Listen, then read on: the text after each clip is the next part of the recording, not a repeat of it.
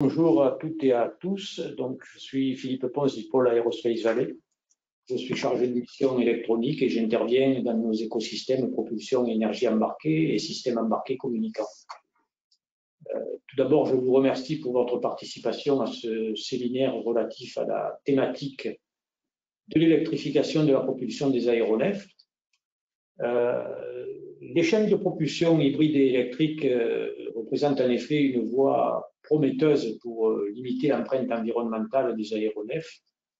Mais comme vous le savez, les challenges sont nombreux et complexes. Qu'il s'agisse à la fois des architectures plus électriques et hybrides ou bien des technologies à proprement parler. Aujourd'hui, donc, nous allons aborder le projet de recherche ASTEX qui a été conduit dans le cadre du programme Clean Sky 2. Ce projet s'inscrit dans l'approche que je viens de décrire et il aborde donc la conception multidisciplinaire des chaînes de propulsion hybride électrique.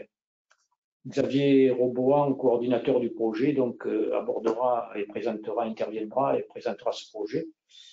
Ensuite, nous aurons une intervention de Fabienne Daveran qui donc nous présentera rapidement le nouveau programme Clean Aviation qui succédera donc à Clean Sky 2. Avant de débuter, de donner la parole à Xavier, quelques indications relatives au webinaire. Donc les micros sont coupés. Vous avez la possibilité de poser des questions via le chat et donc en tant que les organisateurs poseront la question aux intervenants et de façon à ce qu'il y ait cette partie interactive. S'il y a des questions complémentaires post-webinaire ou bien des questions qui sont très techniques, on les prendra et puis on répondra par la suite. Donc un replay sera disponible sur la chaîne YouTube du pôle Aerospace Valley ainsi que les présentations qui sont projetées. Donc sans attendre, je vais passer la parole à Xavier pour la première partie du webinaire concernant donc le projet Clean Sky 2 ASTEX. Merci. Alors, bonjour à toutes et tous. Alors déjà, techniquement, est-ce que vous voyez mon PowerPoint? Oui, oui, très bien. Ça, oui. Merci.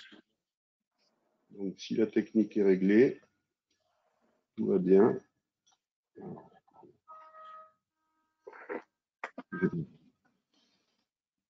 Je fais un petit ménage sur les fenêtres. C'est toujours un peu compliqué. Et je suis à vous. Oui, donc, Philippe a bien introduit le sujet. Aujourd'hui, je vais commencer par vous parler donc en une petite heure d'abord de quelques éléments de contexte sur cette problématique d'électrification. On va voir l'importance que ça peut avoir dans le paysage, notamment de la décarbonation du secteur aérien. Et puis, on parlera d'Astex, qui n'est pas une vieille civilisation, mais qui concerne effectivement un projet de recherche avec pas mal d'innovations. Donc, vous voyez toute une série de noms qui sont affichés et qui témoignent le fait que moi, j'ai eu le plaisir de coordonner ce projet européen dans le cadre de Clean Sky. Mais ce projet, c'est aussi une aventure collective avec des personnes, en particulier de mon laboratoire. J'ai oublié de me présenter. Donc, je fais partie du laboratoire Laplace, laboratoire plasma et conversion d'énergie. Je suis directeur de recherche au CNRS. Donc, je disais beaucoup de chercheurs, doctorants, postdoctorants et leurs encadrants au laboratoire Laplace. Et puis, on a travaillé dans le cadre d'un consortium avec l'Institut P' à l'ISAE à Poitiers et également avec une intervention d'un chercheur, Patrice Simon, sur les batteries haute densité d'énergie au CIRIMAT. Et ce projet était sous lead où notre topic leader était Airbus. Donc, il s'agissait d'un avion régional. Donc, comme je vous le disais, ce que je vous propose, c'est d'introduire ce webinaire par quelques éléments de contexte qui sont plus ou moins connus, mais c'est toujours bien de les rappeler. Il faut aller vers, évidemment, comme dans tous les secteurs, vers des plus vert, et le trafic aérien qui est responsable de 2 à 3% avant Covid des émissions de gaz à effet de serre, n'échappe pas à cette règle du verdissement, avec des solutions plus ou moins radicales d'un point de vue technologique qui sont à trouver. Donc aujourd'hui, ce que l'on peut dire, c'est que on a déjà des avions, notamment avec les programmes Neo, qui consomment donc les aéronefs modernes consomment jusqu'à 3 litres ou même un peu moins, 3 litres par passager aux 100 km, ce qui est déjà pas mal, mais c'est insuffisant si on veut atteindre notamment des objectifs qui sont un petit peu sous-tendus sur cette figure que je vais commenter tout de suite, et qui visent à atteindre au moins la neutralité carbone, voire en tout cas à réduire les émissions de gaz à effet de serre, réduire les émissions sonores également, et puis d'autres gaz comme les NOx, etc. Donc, grosso modo, l'empreinte environnementale de l'aéronautique.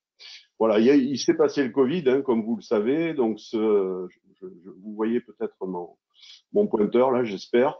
Donc, ici, vous avez le trou du Covid avec une quasi mise à l'arrêt du secteur aérien. Mais ce que l'on voit, c'est que sur les prospectives à 2050, on est déjà en phase de reprise à 2022 et les perspectives à 2050, si on ne faisait rien, amèneraient à un doublement par rapport à peu près, ou plus qu'un doublement par rapport aux émissions actuelles à 2050. Donc par rapport à ça, alors j'ajoute aussi que en termes de perception, et le Covid n'a fait qu'ajouter à ces éléments de perception, aujourd'hui, notamment dans notre jeunesse, il y a un questionnement hein, sur l'aéronautique et sur le fait de prendre l'avion avec notamment des mouvances qu'on appelle le flixcam, et des personnes qui flixcam littéralement la honte de prendre l'avion. Donc, disons une mouvance qui va dans le sens de dire que l'aéronautique telle qu'elle est aujourd'hui est trop polluante et remettre en question ce mode de transport. Donc, si on ne veut pas arriver à une remise en question totale, il faut bien évidemment faire quelque chose. Donc ici, vous avez un des exemples de scénario, mais qui sous-tend d'un point de vue qualitatif ce vers quoi il faut aller et qui amènerait, alors c'est très agressif, hein, qui amènerait à ce qu'on appelle le net zéro, c'est-à-dire la neutralité carbone à 2050. Donc là, on est vraiment sur des hypothèses très importantes. C'est un scénario qui est mis en avant dans le cadre du rapport Waypoint 2050 par la TAG, avec ici des réductions pour atteindre cette neutralité carbone de l'ordre de 34% qui seraient liées aux aspects technologiques, quelques pourcents qui seraient liés aux aspects d'opération, notamment les lignes de transport, l'optimisation des trajectoires, etc. L'utilisation de ce qu'on appelle les SAF, donc les carburants, les biocarburants, les carburants alternatifs, durables, sustainable, et puis des mesures de marché. Donc vous voyez que, encore une fois, le gros facteur de réduction, c'est ces carburants alternatifs, mais aujourd'hui, on va surtout parler des aspects technologiques qui correspondent à ces objectifs. Donc, on peut déjà dire que la révolution de l'électrification des aéronefs est en cours, avec plusieurs projets sur lesquels je reviendrai, et des objectifs comme on l'a vu, de réduction des émissions, notamment des émissions de bruit, des émissions de gaz à effet de serre, on en a parlé. Des objectifs qui visent, ou des opportunités plutôt de l'électrification qui permettraient d'apporter plus de précision et plus de dynamique en termes de contrôle-commande de l'aéronef. Ça, c'est des choses intéressantes. Si les technos électriques sont suffisamment matures, on peut envisager des gains en termes de maintenance. Il est clair que la propulsion distribuée, comme on le voit sur un certain nombre d'images ici, la propulsion distribuée, hein, si on perd un pod, eh bien on perd pas toute la poussée. Ça permettrait d'apporter de la sûreté de fonctionnement. L'électrification par rapport aux avions thermiques permettrait sur les chaînes électriques d'apporter plus d'efficacité, du moins on l'espère. Et plus d'efficacité, c'est synonyme de réduction de consommation en carburant. Et puis, il apparaît notamment de nouveaux aéronefs avec des possibilités de décollage verticaux ou de décollage-atterrissage raccourci. Mais tout ceci, quoi qu'il en soit, se fait, et on le verra clairement avec la présentation, par un surcroît pondéral, un surcroît de masse qui est occasionné par l'électrification globalement. Par rapport aux chaînes actuelles qui sont tout thermiques, les chaînes électrifiées sont quasiment toujours plus lourdes. Et on essaie de se battre d'un point de vue technologique pour essayer de faire cette chasse au kilo. En effet, l'ennemi de l'aéronautique, hein, comme on le voit sur ce petit graphe qui correspond au cas Astex, hein, finalement, qui est le cas d'un avion régional sur un short range de l'ordre de 400 000 nautiques. Donc, dans ce cas d'étude, ce que l'on voit ici, c'est que si j'ajoute une tonne de masse embarquée sur mon avion, je consomme 6% de plus en fuel. Hein, donc 6% par tonne additionnelle, c'est le fameux effet boule de neige dont on reparlera. Hein, lorsqu'on rajoute des kilos, que ce soit des kilos de passagers ou des kilos de système, de technologie, eh bien, on est obligé de renforcer les structures, donc ça fait plus de surface de voilure. Et plus de surface de voilure, c'est plus de carburant pour faire la même distance. Donc, c'est un véritable effet boule de neige. Hein, plus on rajoute de masse, plus on rajoute de masse. Donc, il faut impérativement arriver à faire cette chasse au kilo, et c'est vraiment ce vers quoi nos recherches, à travers différentes idées, essaient de se focaliser. Alors, l'électrification, j'ai l'habitude de dire qu'elle permet de viser trois axes de progrès. Le premier progrès dont je vous parlerai absolument pas aujourd'hui parce que je n'en suis pas du tout spécialiste, c'est le fait que à travers l'hybridation, donc l'hybridation, avant d'aller plus loin, il faut quand même rappeler, alors on connaît les véhicules automobiles hybrides aujourd'hui, et on commence à savoir, tout le monde commence à savoir que l'hybridation, c'est l'idée de coupler deux sources, typiquement soit des batteries, une source électrique qui est plutôt une source secondaire, avec une source principale qui reste aujourd'hui une turbine à gaz dans un aéronef. Donc cette source principale, elle est là. Mais le fait d'avoir un appoint, par exemple une batterie ou une pile à combustible sur cette turbine à gaz, eh bien ça permet d'apporter du boost de puissance, du boost de poussée en des zones de mission bien particulières. Et ça, pour les motoristes, ça permet de dégager des degrés de liberté qui permettent d'envisager une optimisation du fonctionnement de la turbine à gaz avec des gains en masse et en efficacité potentiels, mais sur lesquels je ne m'appuie pas plus, notamment par manque de compétences. Le deuxième axe d'effort dont on va un petit peu parler, mais qui ne sera pas la cible principale d'Astex, c'est les gains aérodynamiques. En effet, notamment à travers la propulsion distribuée, hein, dont vous voyez plusieurs images ici sur ces photos, hein, qu'il s'agisse des projets de l'ONERA ou de projets de la NASA ici, avec le projet X-57 de la NASA. Cette propulsion distribuée avec plusieurs petites hélices permet d'envisager, par exemple ici, avec des hélices rétractables, donc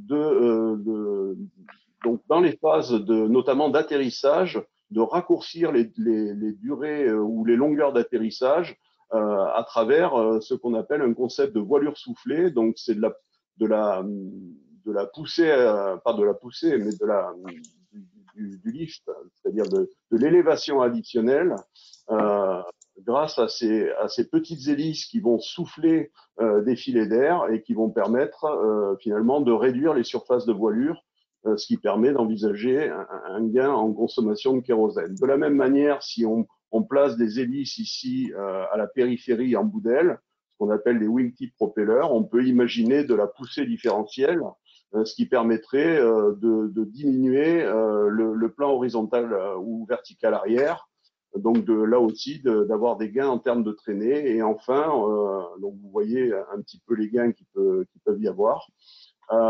Il y a notamment donc la voilure soufflée, j'en ai parlé, les wingtip propellers, j'en ai parlé aussi. Et donc ce gain en poussée différentielle. Il y a également, et j'y ferai allusion, ce que l'on appelle la BLI en aérodynamique, Boundary Layer Ingestion. Donc c'est de l'injection de couches limites, donc notamment avec des turbines à gaz ou des turbines électriques qui peuvent être placées à l'arrière, on peut recoller les écoulements, les filets d'air finalement plutôt à l'arrière de l'aéronef. Et donc, c'est des choses, encore une fois, qui ne sont pas de mon domaine, mais dont on sait qu'elles sont synonymes de gains potentiels, encore une fois, en aérodynamique.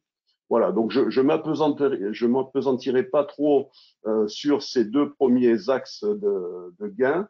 Par contre, le travail d'Astec, c'est véritablement d'optimiser l'efficacité énergétique et notamment, comme vous le voyez sur cette courbe, qui donne ce qu'on appelle le SFC, c'est-à-dire la consommation spécifique en fuel d'une turbine à gaz, en fonction de la puissance que l'on tire de cette turbine à gaz. Eh bien, vous voyez que si on est à 100%, 100% de la puissance nominale, on a une consommation qui dégringole, et au contraire, lorsqu'on est en bas régime, ce qui peut être le cas en taxi notamment ou en descente, eh bien, on a une consommation qui remonte de façon hyperbolique. Donc, on a intérêt dans les ralentis moteurs, dans les ralentis de puissance, notamment de taxi, descente, par exemple, de faire de la descente ou du taxi électrique pour optimiser, vous avez ici quelques indices de rendement, pour optimiser ces consommations. Et c'est véritablement là, à travers ce projet, que l'on va essayer d'envisager des gains. Toujours à titre d'introduction, dans des travaux antérieurs que j'avais encadrés en 2008, qui étaient des travaux qui étaient occasionnés autour du secteur ferroviaire, on avait dégagé des indicateurs d'hybridabilité. Alors des indicateurs d'hybridabilité en puissance et ensuite on verra en énergie. Et vous verrez sur le troisième slide qui va suivre pourquoi je vous parle de ces indicateurs. Alors, un premier indicateur, c'est le PHP ou potentiel d'hybridation de puissance. C'est un indicateur qui évalue le degré potentiel de réduction de la taille de la source d'énergie primaire. En fait, l'hybridation, l'idée, une des idées, c'est que le fait d'hybrider par une source, une batterie par exemple, une source auxiliaire, ça permet de faire ce qu'on appelle du downsizing, d'envisager de diminuer la taille de la source principale, dans le cas de l'avion, la turbine à gaz. Donc ici, vous avez deux indicateurs PHP avec en orange les valeurs moyennes de puissance et ici les puissances. Alors, ce sont des cas d'école, évidemment, pour faire comprendre. Les puissances en vert qui seraient demandées, par exemple, la puissance propulsive, donc par les charges, et vous avez le maximum de cette puissance. Donc, selon la distance entre la puissance moyenne et la puissance maximale, eh bien, on a plus ou moins de capacité à sous-dimensionner la turbine à gaz ou la source principale. Donc, plus le PHP est faible, ici vous avez un PHP, une puissance moyenne dans ce graphique qui est proche de la puissance maximale. Dans ce cas-là, si on envisage que la turbine à gaz fournisse la puissance moyenne et un peu plus que cette valeur moyenne, eh bien la différence entre la puissance verte et la puissance orange pourrait être fournie par exemple par une batterie ou une pile à combustible. Et on pourrait envisager un downsizing à hauteur de la puissance moyenne. Vous voyez que ce downsizing, dans ce cas-là, il est faible, dans ce cas-là, il est beaucoup plus fort. Donc, ce qui veut dire que plus le PHP est faible, plus le downsizing en puissance devient difficile. Voilà pour un premier indicateur autour de la puissance. Le deuxième indicateur, il se situe autour de l'énergie. C'est ce qu'on a qualifié de potentiel d'hybridation énergétique. Donc là, c'est une grandeur qui est homogène à une fréquence en Hertz et qui permet d'évaluer la fréquence finalement des cycles. Plus les cycles sont en haute fréquence, plus il est facile d'hybrider, plus on a de l'intermittence, plus il est facile d'hybrider la mission avec, par exemple, une batterie. Et au contraire, plus cette fréquence est basse, plus la mission devient énergétique, énergivore, et plus ça devient difficile de faire suivre ça par une batterie ou par une source auxiliaire. Voilà, donc vous avez ici ce potentiel d'hybridation énergétique, donc il est lié à la puissance max, à la puissance crête qui est demandée par la charge, qui pourrait être dans le cas de l'aéronef la puissance propulsive, divisée par la profondeur de décharge ou l'énergie utile, qui va être la profondeur de décharge, qui par exemple pourrait être confiée à différentes technologies de stockage, notamment des batteries ou des supercondensateurs par exemple. Et si on va justement dans ce plan qu'on appelle le plan Dragon, qui est le plan des technologies qui pourraient faire face à ces missions, eh bien, plus la fréquence sera basse, plus on va aller vers des technologies type fuel cell ou pile à combustible orientées vers l'énergie, donc des missions plutôt énergivores, ce qui, on va le voir, sera le cas des aéronefs. Et au contraire, si on a des PHE, donc des fréquences qui sont faibles, plus on va aller vers des technologies en passant par les batteries qui peuvent aller jusqu'à des supercondensateurs. Voilà. Donc ces deux indicateurs, dans le cadre d'une thèse que j'avais co-encadrée avec l'Institut Clément Ader et une thèse de CIFRE avec Airbus, qui était la thèse de Jérôme Thauvin, dans lequel on a déjà fait toute une investigation autour de l'hybridation pour les avions régionaux. Donc c'était un précurseur, je dirais, du projet Astex.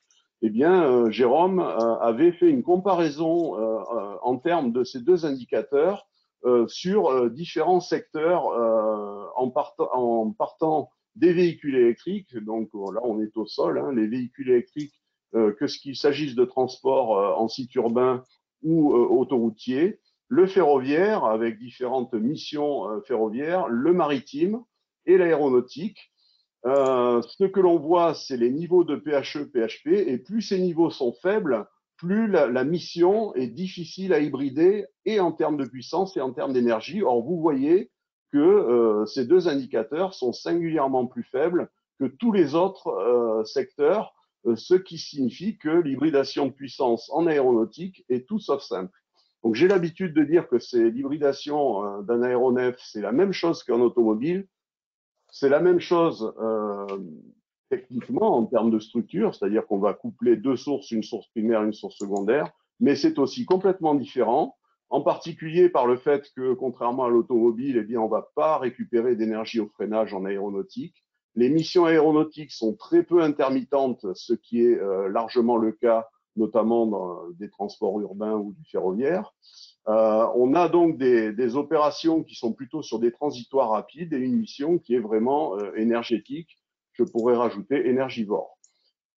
De plus, et pour terminer ces éléments de contexte, le downsizing engine, c'est-à-dire le sous-dimensionnement du moteur thermique, du moteur à combustion interne, n'est pas forcément ni simple, mais en plus profitable, puisque en thermique, les turbines à gaz, plus une turbine à gaz est grosse, de taille importante, plus elle a un rendement élevé. Donc on a tendance à pouvoir difficilement splitter la puissance dans le domaine thermique, et le downsizing en termes de moteur thermique est tout sauf évident. Voilà, donc ça veut dire qu'il y a des challenges qui sont tout sauf simples. Il y a plusieurs architectures électrifiées. En particulier, on peut partir de l'avion tout électrique ici, qui correspondrait à faire subvenir l'ensemble de la poussée d'un propelleur à travers une chaîne électrique qui peut être alimentée soit par des batteries, soit par des piles à combustible. Donc l'avion tout électrique, c'est simple. Et puis à l'autre bout, il y a les turbos électriques ou turboélectriques partiels, qui eux, au contraire, sont avec une alimentation qui est complètement thermique.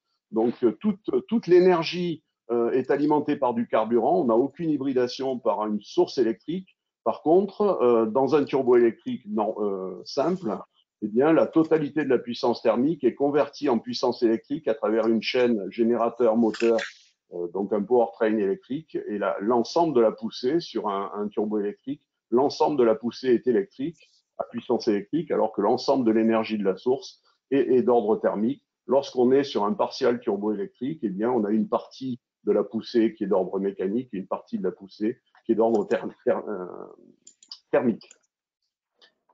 Au milieu de ça, les hybrides avec l'hybride série qui se correspondra au cas Astex, comme on va le voir, dans lequel on a deux sources, hein, donc qui vont être hybridées, une source primaire avec la turbine à gaz, une source secondaire qui peut être encore une fois une pile à combustible ou une batterie. La source primaire convertit la totalité, donc c'est pour ça que c'est une hybride série, 100% de son énergie à travers une chaîne électrique, et l'ensemble de la poussée de l'aéronef se situe dans le secteur électrique. au contraire de l'hybride parallèle dans lequel on partage de la puissance motrice qui viendrait d'un turbofan, hein, d'une source thermique alimentée au kérosène ou pourquoi pas à des carburants alternatifs, et une partie de la poussée qui est alimentée par voie électrique. Voilà. Et entre les deux, il y a les architectures série parallèle, mais ces architectures sont relativement connues, ce sont un petit peu les mêmes, elles sont un peu du même ordre dans le secteur automobile. Donc ces architectures, on peut les classer, je vais essayer de ne pas perdre trop de temps, hein, on peut les classer par des rapports d'hybridation en puissance ou en énergie. Ces rapports d'hybridation qui correspondent à des ratios en puissance pour le HP, en énergie, évidemment pour le ratio en énergie. Donc ici, on a par exemple le maximum de l'énergie sous voie électrique, donc le maximum de la source électrique, par exemple une pile à combustible, divisé par le total de l'énergie qui est consentie au gré de la mission de l'aéronef. Voilà, et vous avez ici le classement de toutes ces architectures, des hybrides au turbo-électrique en passant par l'avion tout électrique. Donc évidemment, on quadrille l'espace de ces rapports d'hybridation en puissance et en énergie. Donc ici, pour continuer avec cette vision-là, ces architectures, elles peuvent être positionnées dans un plan rapport d'hybridation en énergie HE entre 0 et 100%, rapport d'hybridation en puissance entre 0 et 100%. Vous avez par exemple les turbo-électriques ou partial turbo-électriques qui sont avec une puissance qui est tout thermique, donc on a 0% d'énergie qui est fournie en électricité. Dans ce cas-là, on est bien sur l'axe des abscisses. En haut de cette matrice, vous avez les avions tout électriques qui fournissent la totalité, 100% et de la puissance et de l'énergie sous forme électrique. Et puis, à l'intermédiaire, vous avez les hybrides parallèles, série parallèle ou hybrides série, avec un ensemble de réalisations dont on va faire un tour du propriétaire rapide.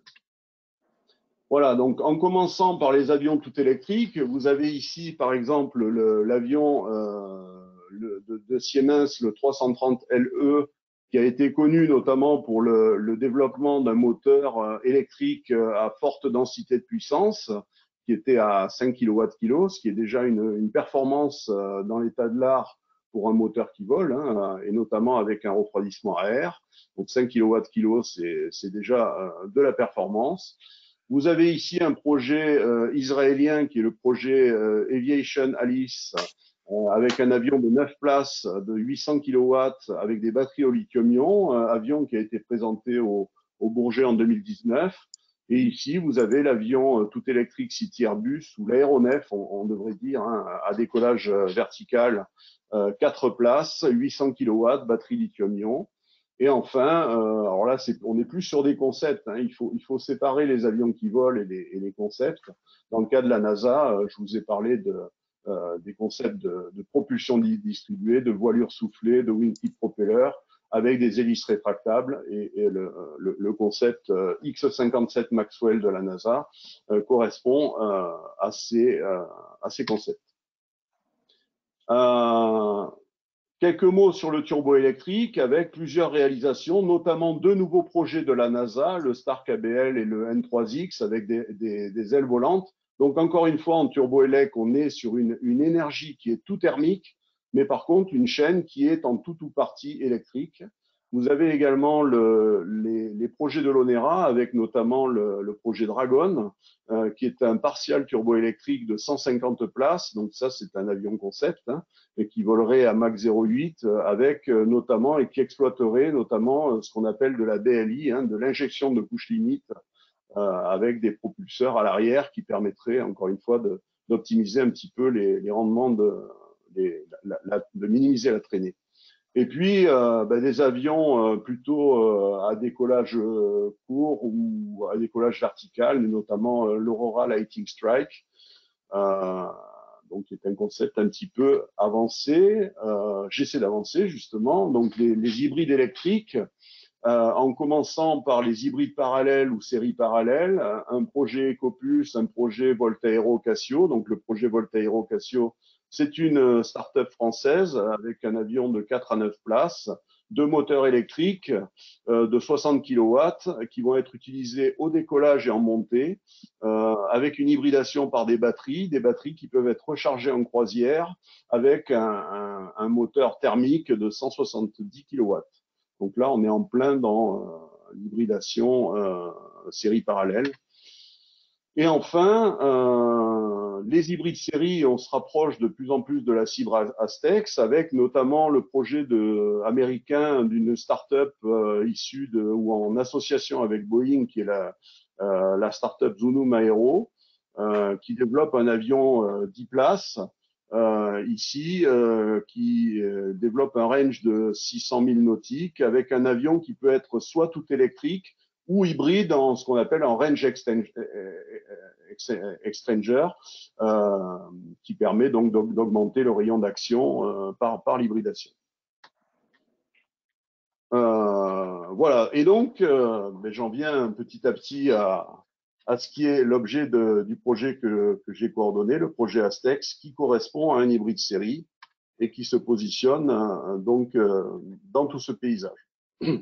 Donc c'est un hybride série régional, donc sous leadership Airbus, avec un avion concept qui se rapprocherait un petit peu de la TR-72, si on voulait faire une comparaison, donc environ 70 places, et qui a fait l'objet de ce projet Astex. Donc d'abord, Astex, c'est un acronyme, hein, ça veut dire Hybrid Aircraft Academic Research on Thermal and Electrical Components and Systems. Et ce titre n'est pas anodin, il sous-tend tout de suite, je dirais, la synergie et l'importance de la synergie entre technologie électrique et technologie thermique, avec des relations entre deux laboratoires, le Laplace et l'Institut Péprime, qui sont des spécialistes justement de la thermique et du refroidissement. Donc qu'il s'agisse de travailler, il y avait un Work Package qui travaillait sur les moteurs électriques et leur refroidissement, qu'il s'agisse de travailler sur les électroniques de puissance, avec notamment le développement, on le verra, d'onduleurs à fort rapport ou à faible densité de puissance, à forte densité de puissance, pardon, notamment en intégrant, comme on le verra, des technologies de refroidissement high-tech. On a travaillé aussi sur l'optimisation du standard de bus et notamment le fait qu'il faut monter en tension, donc aller vers ce qu'on appelle des bus ultra haute tension continue, au-delà du kilovolt, phénomène de haute tension qui vont poser des problèmes en environnement aéronautique. L'environnement aéronautique amène à être à faible pression puisqu'on est en altitude, quand on est notamment en top of climb ou en croisière. Et le cocktail haute tension, faible pression et variation de température entraîne une problématique importante sur les isolants électriques des technologies, qu'il s'agisse des électroniques de puissance ou des machines, problématique qu'on appelle les décharges partielles, qui constituent aussi un des work packages du projet Astex. Voilà. Nous avons également travaillé en collaboration, donc le Laplace, qui a porté plutôt ses compétences sur l'hydrogène et sur les fuel cells, les piles à combustible, et le Cirimat sur les batteries.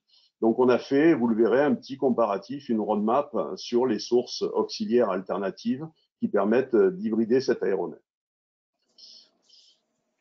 Voilà. Donc, ce que je vous propose, c'est un petit vol. Donc, je ne sais plus trop combien de temps il me reste. On me fera signe, je pense. J'ai déjà passé une bonne vingtaine de minutes. Je n'ai pas chronométré. Donc, ce que je vous propose, c'est un petit survol finalement de tout ce paysage à travers ce qu'on appelle la MDO ou l'optimisation multidisciplinaire ou de la conception multidisciplinaire, puisque dans le cadre d'Astex, on a finalement abordé l'optimisation de ces différentes technologies vues séparément. Donc, on va voir notamment de façon séparée des éléments de conception de moteurs électriques en intégrant des problématiques d'isolement et de décharge partielle liées à la haute tension. Nous allons voir également des problématiques liées au dimensionnement des électroniques de puissance qui permettent d'interfacer les moteurs électriques avec un bus électrique.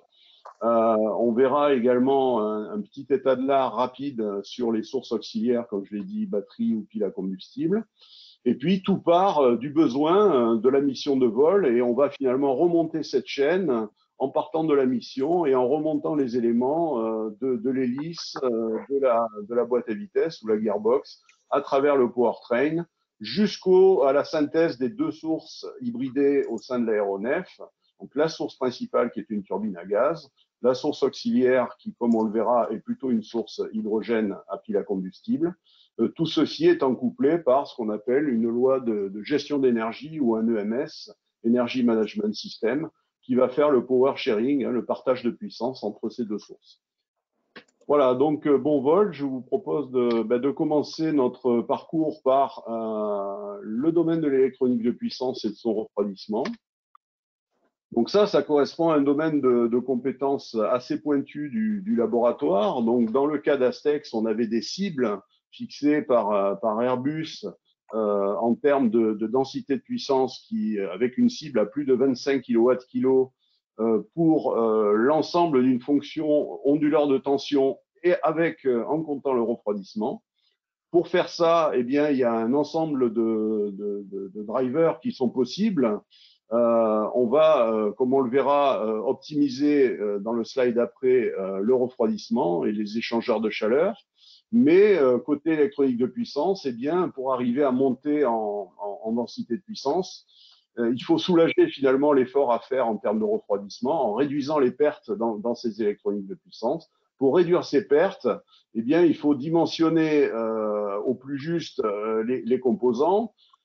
Bien sûr, les choisir, ces composants, et choisir des composants de nouvelle génération.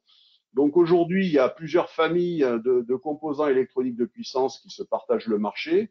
Il y a ce qu'on appelle les composants grand gap, notamment le carbure de silicium, le SiC, ou le nitrure de gallium, le GaN, ou bien les nouvelles générations d'IGBT qui, comme vous le voyez ici, pour différents composants IGBT, permettent de diminuer au fur et à mesure des générations, de diminuer les pertes de puissance.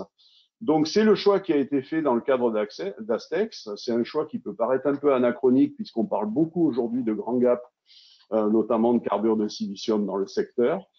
Mais pour ce cahier des charges, où on avait des électroniques de puissance autour du mégawatt, avec encore une fois des missions assez spécifiques, eh bien, on s'est aperçu qu'on convergeait plutôt vers des niveaux de fréquence de commutation des électroniques de puissance assez bas, si bien que les pertes en conduction l'emportaient en termes de trade-off sur les pertes par commutation, et finalement l'utilisation d'IGBT j'allais dire classique, mais de nouvelle génération, était tout à fait de bonne facture. Ajouter à ce choix de composants un choix de structure ou d'architecture électronique de puissance, et les chercheurs qui ont travaillé sur ce War Package, les chercheurs du Laplace, qui sont des spécialistes des convertisseurs dits multiniveaux, ont fait le choix de structures dites NPC. Donc là, on rentre un petit peu dans la technique, 3 niveaux. Donc vous avez ici une structure NPC qui est une structure relativement classique. Ceci lorsqu'on est sur des bus de tension, je dirais de moyenne tension en dessous de 2 kV. Et lorsqu'on monte en tension au-delà de 2 kV, l'optimisation de cette fonction montrait que des structures multicellulaires de ce type, qu'on appelle les structures ANPC, prenaient un petit peu le lead en termes de choix. Donc, en haute tension, la NPC 5 niveaux, en plus basse tension, le NPC 3 niveaux.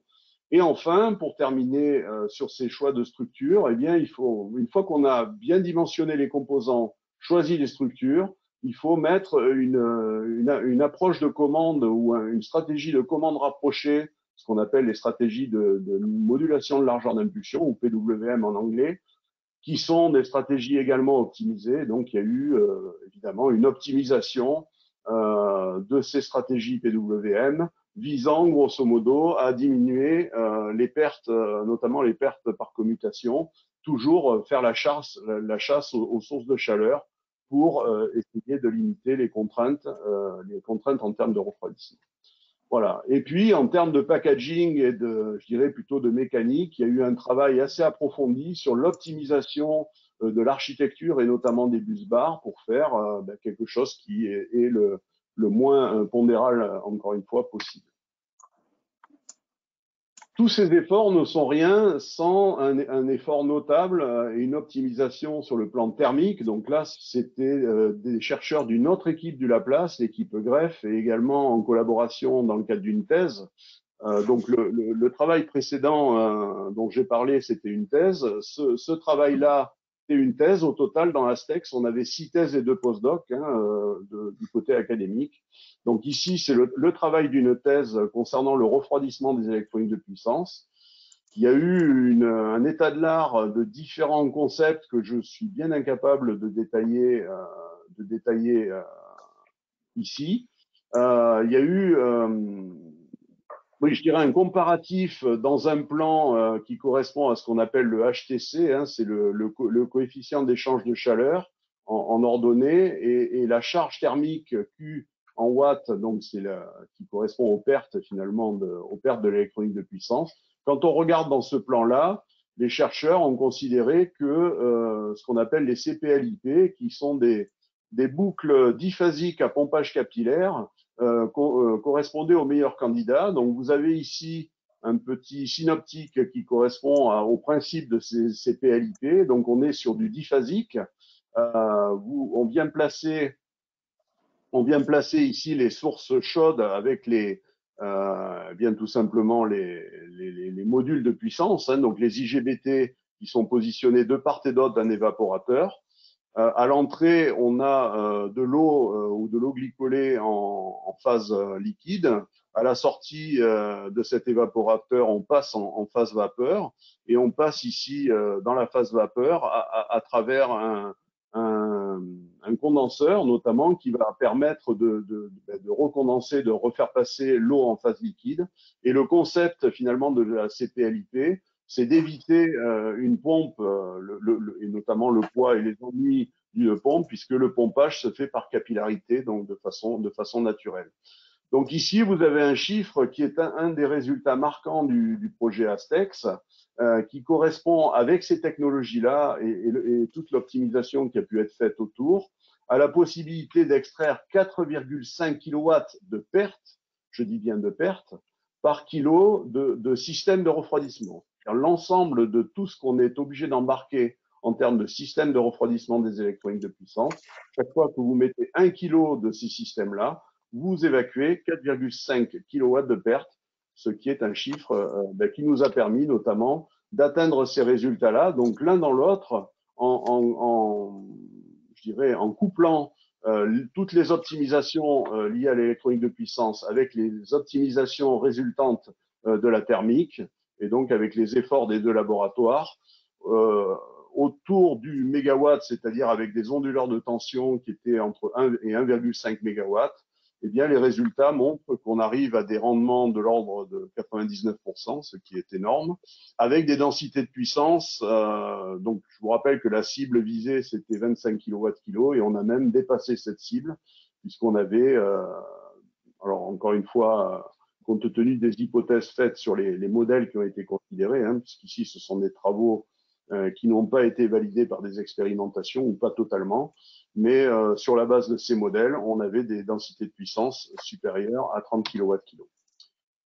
Pour continuer le tour du propriétaire, je vous propose de parler un petit peu de machines électriques, de leur refroidissement et des problématiques de décharge partielle.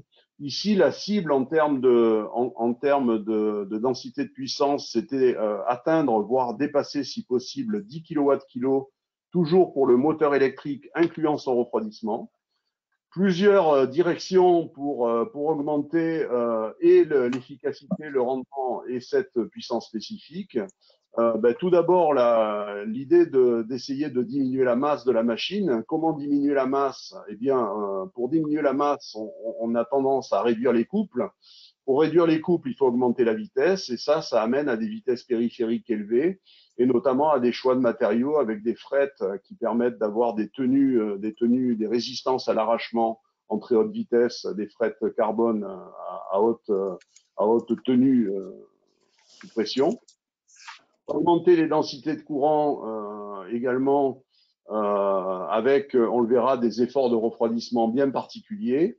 Augmenter la densité de flux, augmenter le flux dans l'entrefer en utilisant notamment des aimants. Donc là, on va travailler, je ne l'ai pas dit, mais je le signale, sur ce qu'on appelle des PMSM, Permanent Magnet Synchronous Machine, qui sont donc une machine synchrone à aimant permanent, ces aimants permanents qui vont permettre justement donc c'est aujourd'hui la structure de machine qui permet d'avoir les densités de puissance les plus élevées avec l'inconvénient d'embarquer des aimants. Ce sont des terres rares, les fameuses terres rares.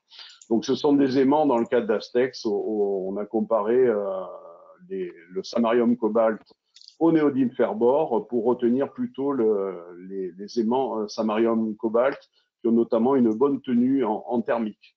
Donc la structure de la machine, pour les gens qui s'intéressent à la technique, c'est ce qu'on appelle une structure Halbach, à relativement forte polarité, avec une dizaine de paires de pôles, voire plus, selon les optimisations. Donc le premier axe à gauche, comme je l'ai dit, c'est différents drivers qui permettent de limiter les masses avec cette structure de machine synchrone à aimant. Et puis à droite, pour augmenter tant les rendements que la puissance spécifique, il faut alléger les contraintes sur le système de refroidissement en diminuant les pertes, donc en augmentant le rendement.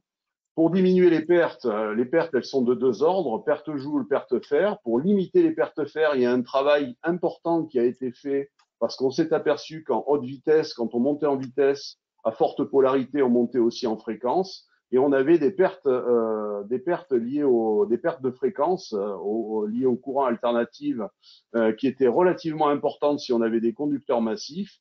Et les chercheurs du Laplace ont proposé et ont eu un travail technologique approfondi pour développer ce qu'on appelle des pertes twistées, des fils de Litz twistés, dont vous avez l'image ici, qui permettent de conserver finalement un niveau de perte qui n'augmente pas beaucoup lorsqu'on monte en fréquence. Donc des pertes AC qui restent limitées. Sur les pertes fer, ils ont aussi utilisé des matériaux magnétiques avec des tôles très fines, ultra fines, qui permettent de minimiser les pertes par courant de Foucault, donc les pertes fer, et donc au global d'optimiser les rendements. Et enfin, et j'arrête là sur les aspects design de moteurs électriques, il y a d'autres directions, et notamment je vous ai parlé de problématiques de haute tension et de phénomènes de décharge partielle. Donc, il y a eu un travail approfondi, il y a eu une thèse consacrée à l'étude de ces décharges partielles dans les machines. Et toutes les bobinages du stator, toutes les machines qui ont été designées l'ont été en collaboration avec cette équipe spécialiste des décharges partielles. Et on a fait, je dirais, les chercheurs qui ont fait ce design ont conçu des enroulements qui sont partial discharge tolérants, c'est-à-dire tolérants en termes d'isolement électrique à ces phénomènes de décharge partielle.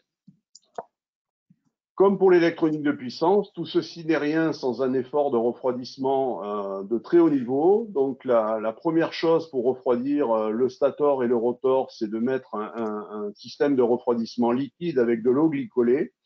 Donc on a un système de refroidissement liquide qui passe à la périphérie de la machine et également dans l'axe, avec une optimisation évidemment de tous ces canaux. La nacelle de l'aéronef, le pod, est utilisée comme échangeur primaire. Donc, c'est elle qui permet de faire l'échange avec l'air extérieur. Vous avez ici un modèle thermique. Alors, un premier aspect qui a été marquant autour de ce design du refroidissement, c'est que pour atteindre les cibles proposées, atteindre ces fameux 10 kWh, voire les dépasser si possible, eh bien, avec des technologies de refroidissement à la périphérie de la machine et sur l'arbre de la machine, donc refroidissement liquide, encore une fois, externe, ça n'était pas suffisant. Et au sein même des encoches, ici, vous avez une coupe de l'encoche qui est dans le stator de la machine, cette coupe, vous avez ici les conducteurs électriques qui sont les sources chaudes. Et on a été obligé de rajouter des petits caloducs. Enfin, les chercheurs des prix m'ont proposé un refroidissement directement à l'intérieur des encoches qui se superposent finalement à ces deux sources de refroidissement. Et c'est véritablement par ce biais-là qu'on a réussi quasiment à doubler la densité de puissance et à atteindre les cibles, toujours avec des modélisations, sous forme de modèles nodaux. Un aspect qui est tout à fait intéressant d'un point de vue technique, c'est que on doit exploiter ce qu'on appelle, on appelle ça vulgairement les inerties thermiques, mais moi je parlerai plutôt de capacité thermique. Et donc on doit exploiter au cours de la mission de vol les phénomènes transitoires en thermique. Je m'explique. Ici vous avez un graphique avec l'élévation de température au cours du temps, donc au cours du vol de l'aéronef. Ici, vous avez le taxi, le décollage, la phase de climb, la phase de croisière, la phase de descente et on retourne à la gate en taxi.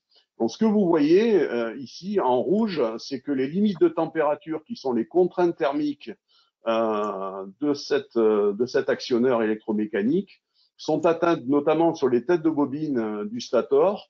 Donc, c'est vraiment les éléments qui sont contraints, mais ces contraintes, comme vous le voyez, elles sont atteintes à la fin de la montée, ce qu'on appelle le top of climb. Et lorsqu'on passe en croisière, étant donné qu'on a un besoin de poussée, donc un besoin de puissance moins élevé, eh bien, ces contraintes thermiques, vous voyez qu'elles sont rapidement relâchées.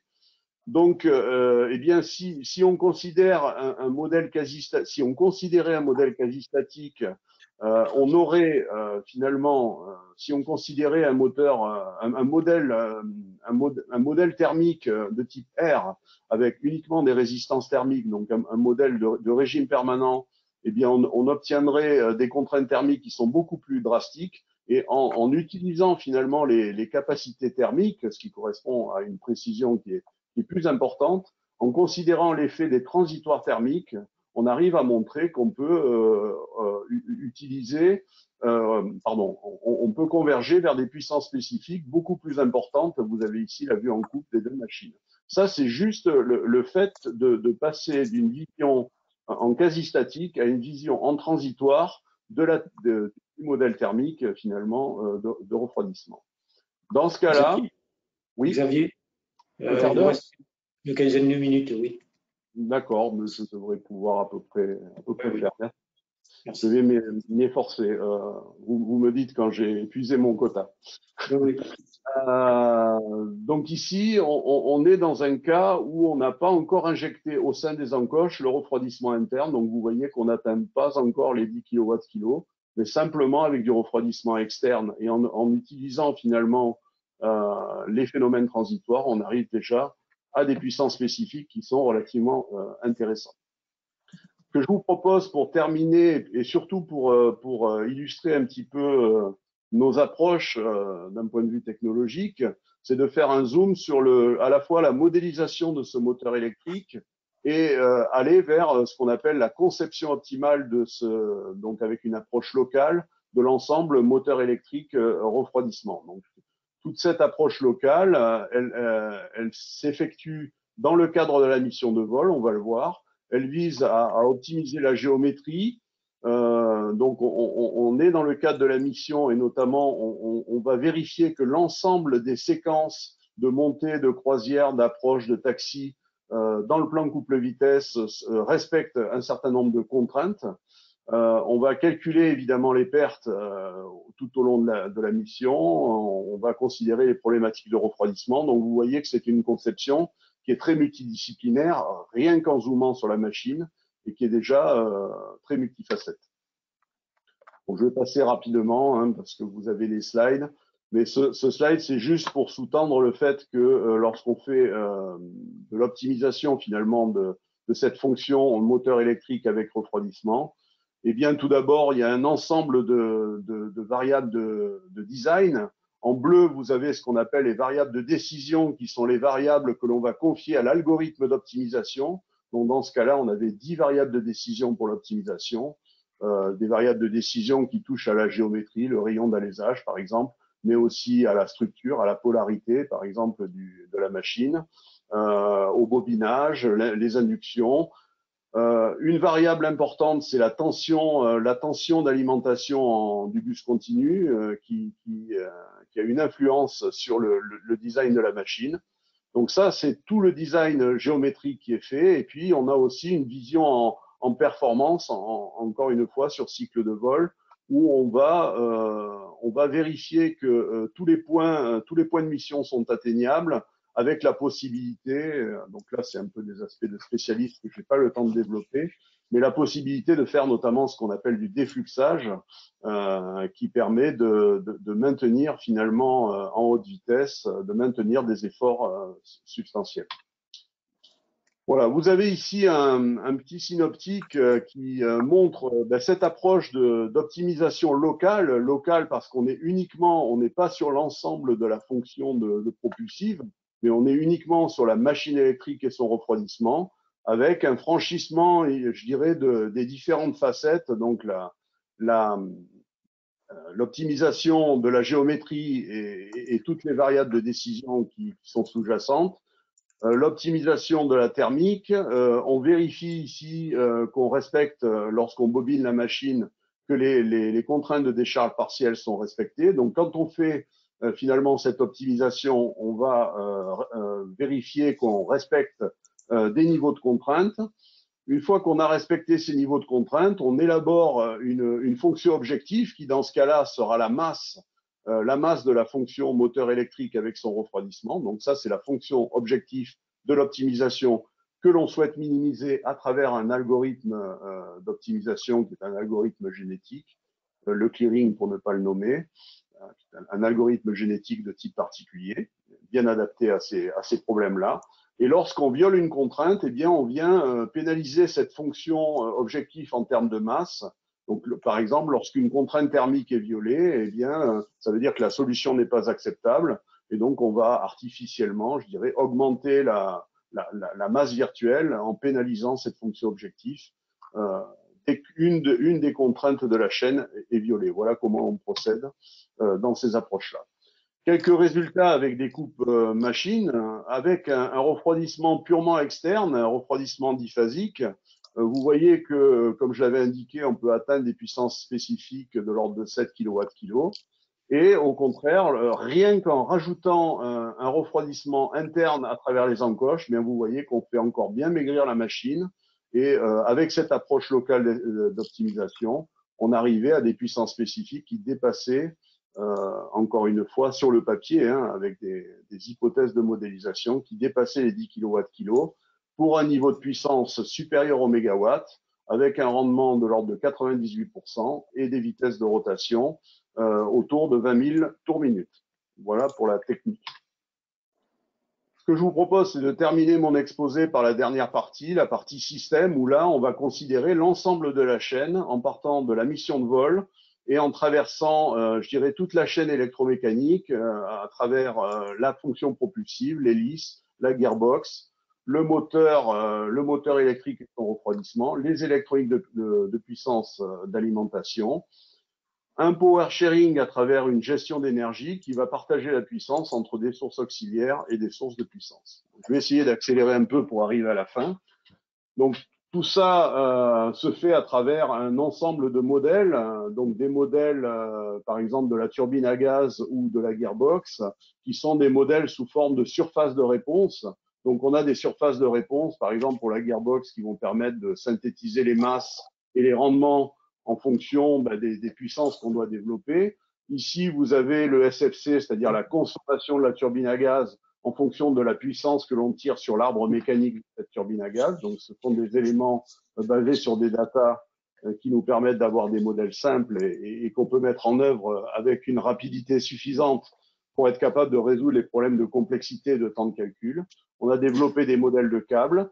Et puis, je prends 10 secondes pour vous parler aussi du modèle d'hélice de propeller, qui est un élément assez fondamental de la chaîne, avec un modèle qui est à la fois analytique, qui permet de calculer, compte tenu de la vitesse de la vitesse de l'aéronef et de la poussée de cet aéronef qui permet de calculer la puissance côté mécanique en amont de l'hélice et donc le rendement du propelleur de cette hélice, donc avec des modèles de performance de type analytique. Alors j'ai un bruit là, je ne sais pas.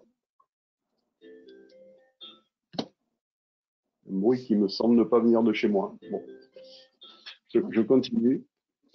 Ah, c'est chez nous. Oui, c'est un téléphone.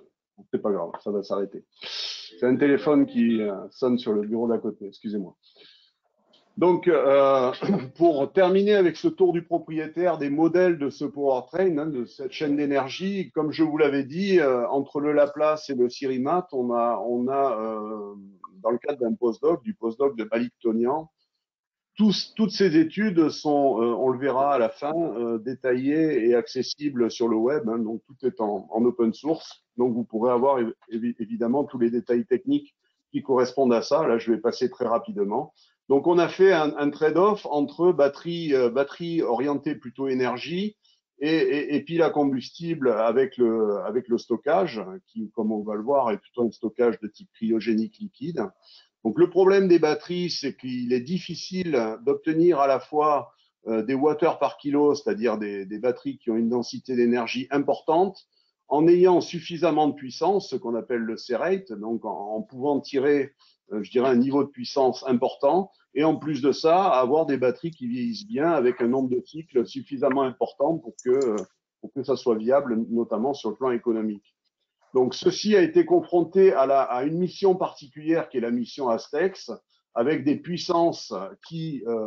donc, on est parti d'une stratégie de gestion d'énergie très simple qui vise à faire du taxi tout électrique, de la descente tout électrique, taxi in, taxi out, et de la descente tout électrique. Dans ce cas-là, les besoins en termes de sources électriques, c'est une puissance maximum de l'ordre un peu moins de 300 kW, avec une énergie qui faisait à peu près 157 kWh. Donc, quand on part de ce cahier des charges, eh bien, on synthétise finalement les besoins, soit des batteries, soit des piles à combustible.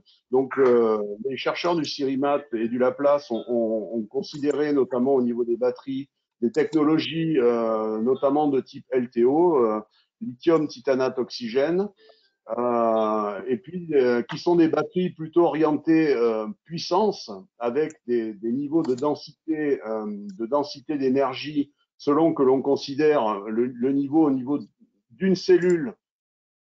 Souvent, quand on vous donne des chiffres, on donne les chiffres de la cellule électrochimique. Ce qu'il faut considérer, c'est l'ensemble du système avec le packaging, le BMS, etc.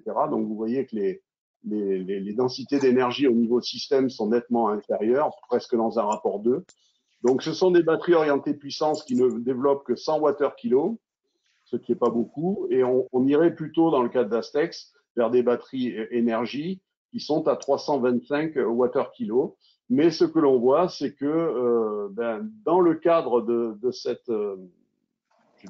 cahier des charges et de ce cas d'étude bien particulier, l'hydrogène, j'ai dit en introduction que la mission était quand même très énergétique dans le cadre pour ces avions régionaux. Donc dans ce cas-là, le vecteur hydrogène avec un couplage d'une pile à combustible et d'un stockage cryogénique très basse température à 20 Kelvin semble être la solution la plus prometteure, avec presque un rapport 2 de plus pour cette mission particulière, de plus par rapport aux meilleures batteries que l'on a considérées dans ce trail. Donc on est plutôt parti sur, dans tout ce qui va suivre, sur une hybridation, comme on le voit ici, avec des piles à combustible et de l'hydrogène. Donc, quand on met tout ceci, quand on met toute la chaîne Astex à bord, eh bien, on va avoir, dans le cadre d'une optimisation, des rendements. Donc, les rendements de la partie aval de la chaîne, le propeller, la gearbox, vont affecter les besoins en puissance des éléments qui sont en amont. Ça, c'est un premier élément. Et ensuite, eh bien, quand on va itérer au cours de l'optimisation, eh bien, on va avoir des variations de masse masse embarquée. Et comme je l'avais signalé au début, on a ce qu'on appelle un effet boule de neige, puisque au fur et à mesure qu'on progresse en termes de masse des différentes technologies, eh bien, on va totaliser ces masses au sein de ce qu'on appelle un MTOW, qui est le Max Take-Off Weight, qui correspond à la masse globale au décollage de l'aéronef. Et selon cette masse, eh bien, cette masse au décollage, on va impacter les besoins en termes de poussée, c'est-à-dire qu'on va avoir de plus en plus besoin de poussée au fur et à mesure qu'on augmente cette masse au décollage. Et au contraire, si on fait maigrir finalement le powertrain, eh bien, on aura besoin de moins de poussée, si bien que quand on fait comme ça de la conception optimale de ce genre de powertrain, eh bien, on se retrouve avec une mission en termes de poussée qui est variable avec cet effet boule de neige en fonction de la masse embarquée. Donc, pour arriver à casser finalement ce couplage entre les variations de masse et la poussée, on a effectué une linéarisation entre des ratios de masse et des ratios de masse et des ratios de poussée qui correspondent donc finalement à une simplification importante. Et cette simplification, elle nous permet de nous découpler de toute l'aérodynamique de l'aéronef. Donc, ce sont des simplifications qui ont été validées, notamment à partir de modèles qui avaient été élaborés dans la thèse de Jérôme Thauvin, comme je vous l'ai dit, qui était un précurseur de ce projet Astex, et dans lequel on avait comparé finalement cette règle de 3, là, masse poussée, avec des modèles aérodynamiques complets. Voilà. Sur la base de tous ces modèles et de ces aspects qui permettent de prendre en compte ces effets boule de neige, on a développé 3 formulations d'optimisation. Une optimisation locale que j'ai déjà présentée qui correspond à l'optimisation uniquement de la masse de la machine électrique avec son refroidissement. Une optimisation, l'optimisation numéro 2, qui correspond à l'optimisation de la masse totale de tout le powertrain. Donc là, on est sur la chaîne complète du propelleur jusqu'aux sources. Et une troisième optimisation, qui est la plus systémique, qui correspond à la réduction en termes de contraintes environnementales, en réduction en termes de carburant. Pour faire ça, on a considéré encore une fois une stratégie de gestion d'énergie simplifiée, qui consiste à faire du taxi in, taxi out, tout électrique. Donc là, ce sont uniquement les piles à combustible qui fonctionnent. Et au contraire, une descente également en tout électrique. Et donc là, c'est vraiment une gestion d'énergie très simplifiée avec a priori. Et puis, ici, vous avez le décollage, le climb et la croisière avec, vous voyez, des besoins en puissance qui sont décroissants pendant la montée, puis pendant la croisière. Et là, on est en tout kérosène, donc en tout thermique, pendant cette phase de croisière. Voilà comment s'opère l'hybridation. Donc, de façon, encore une fois, très simplifiée. Bon, je passe rapidement, mais simplement pour dire que lorsqu'on formule ce genre de problème de type MDO, ben, on se retrouve avec un casse-tête pour nous, chercheurs, qui sous-tend une problématique de complexité qui n'est pas négligeable et qui nous amène à résoudre des problèmes d'optimisation qui vont converger en plusieurs journées avec des algorithmes qui pourtant sont performantes. Donc ici, on convergeait pour ce genre de formulation en une semaine sur un calculateur un petit peu standard. Donc j'en arrive au résultat et je suis presque à ma conclusion. Je ne sais plus combien il me reste. Mais allez-y, terminé. J'en ai pour 3-4 minutes. Oui, on y va. Donc on devrait arriver à la gate à peu près à l'horaire. Donc, quand on compare finalement ces 3 optimisations, encore une fois, en vert, on optimise uniquement la masse du moteur électrique et son refroidissement. Donc, on est sur une approche d'optimisation locale.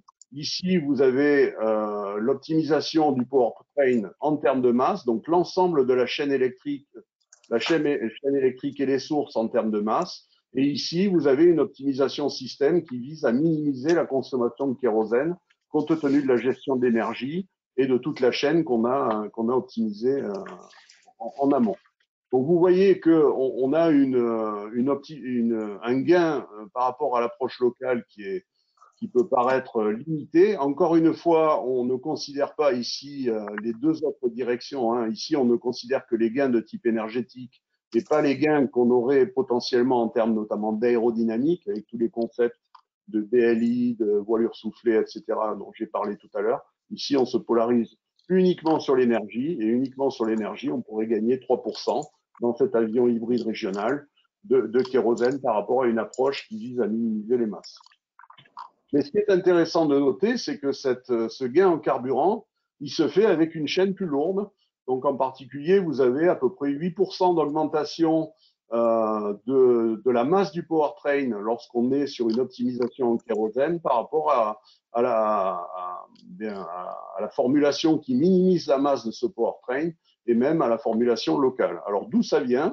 C'est intéressant parce que ça correspond à ce qu'on appelle pour nous un couplage systémique qui est plus ou moins attendu et qui est lié au fait que pour optimiser le kérosène, eh bien, on s'aperçoit qu'on est amené à optimiser l'efficacité du powertrain. Et pour optimiser l'efficacité du powertrain, eh bien, on va avoir tendance à surdimensionner le diamètre du propeller, de l'hélice, à le surdimensionner par rapport aux approches locales. Donc, finalement, on va payer plus d'hélices, mais vous voyez les rendements, le rendement en gris, là, le rendement lorsqu'on optimise le kérosène, il est augmenté selon les phases de vol. Ici, vous avez le climb, ici la croisière, la descente et le taxi de part et d'autre.